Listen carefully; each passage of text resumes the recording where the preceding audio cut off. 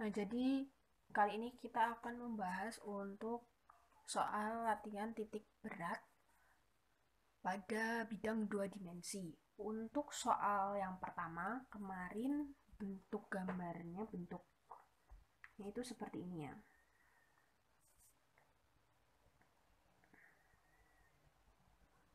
Nah, ini sumbu X, di sini sumbu Y.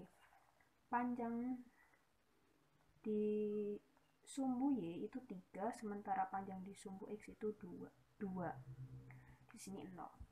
Nah, untuk bentuk yang seperti ini nanti ada 2 macam cara mencari titik berat bidangnya.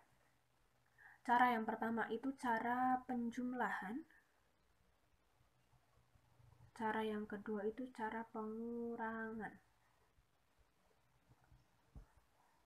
Sebenarnya persamaannya semuanya sama untuk yang bidang 2 dimensi, yaitu untuk mencari X0-nya itu sama dengan sigma X dikali A dibagi sigma A-nya.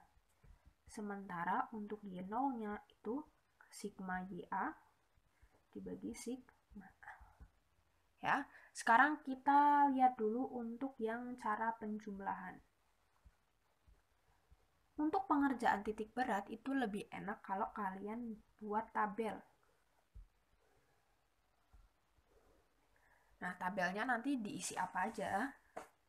Yang pertama, kalian isi ini benda 1 dan benda 2. Bagaimana untuk cara penjumlahan? Berarti misalnya kita ambil seperti ini. Berarti kita beri nama yang sebelah sini, kita potong ya, misalnya ini benda 1, yang ini benda 2. Kayak gini, kita ambil potong di sini. Nah, selanjutnya tentukan nilai X dari masing-masing benda, nilai Y titik berat pada sumbu Y pada benda, luasnya. Setelah itu, nyari nilai XA dan nilai YA. Pertama, untuk nilai X-nya. Titik berat untuk benda seperti ini itu selalu di tengah-tengahnya. Jadi kita lihat benda satunya. Benda 1 panjangnya dari 0 sampai 1 di sini. Berarti kalau tengah-tengahnya itu nilainya 0,5. Y-nya berapa? Juga ambil tengah-tengahnya sumbu Y. Nah, sementara untuk sumbu Y-nya panjangnya kan 3 cm, ya 3 satuan ini. Berarti setengahnya itu ada di 1,5. Luas untuk bangun 1 berarti kan 1 dikali 3, nilainya 3. Selanjutnya cari XA. XA ini berarti X dikali A, berarti 0,5 dikali 3, ketemunya 1,5. Untuk YA-nya juga 1,5 dikali 3, berarti ketemunya 4,5. Nah, sekarang lihat untuk benda 2, berarti yang kecil ini ya. X-nya berapa?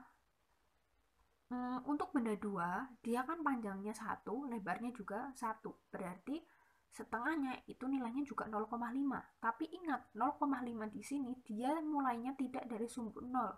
Mulainya itu dari 1, berarti 0,5 ditambah 1. 0,5 ditambah 1 berarti X-nya ditulisnya 1,5.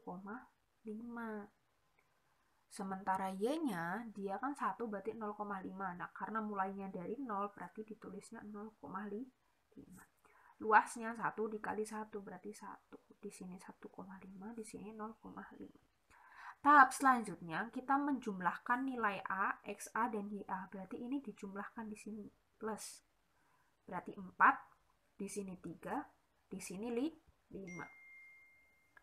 Nah, tinggal dimasukkan ke persamaan ini. Berarti kalau mau nyari X0 itu sama dengan sigma XA dibagi sigma A. Itu sama dengan, ambil tinggal 3/4 atau 0,75 cm. Untuk Y0-nya berarti sigma YA dibagi sigma A sama dengan 5/4 sama dengan 1,25. Berarti X0, Y0 nilainya itu 0,75 sama 1,25 cm. Ini untuk cara 1, cara penjumlahan. Terus cara yang kedua untuk cara pengurangan bagaimana? Untuk metode pengurangan, tahapannya sebenarnya sama. Kita misalnya gambar lagi ya. ini X, ini Y. Berarti seperti ini. Ini 0, 1, 2, 3, yang ini 1, 2. Tapi untuk metode pengurangan, itu nanti kita buat ini itu sebagai persegi panjang besar. Ya. Persegi panjang besar kita anggap benda 1. Terus di sini ada persegi panjang kecil, kita beri nama benda 2. Sama buat tabel. Tabelnya juga susunannya sama seperti yang di atas. Ini ada benda 1, ada benda 2, ada nilai X, dan nilai Y, ada A, XA, YA. X-nya kita lihat benda 1. Benda 1 berarti panjangnya 2, lebarnya 3. 2 berarti tengah-tengahnya aja di 1. Nilai Y-nya karena disumbu Y3 berarti setengahnya 1,5. A-nya berapa? A-nya berarti 2 dikali 3, 6.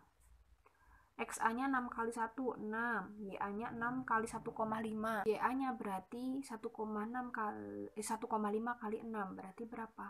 9. Lah, untuk yang benda 2-nya berarti yang kecil ini.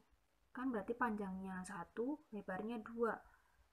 X-nya berapa? Kan setengah, tapi mulainya dari 1, berarti 1 setengah.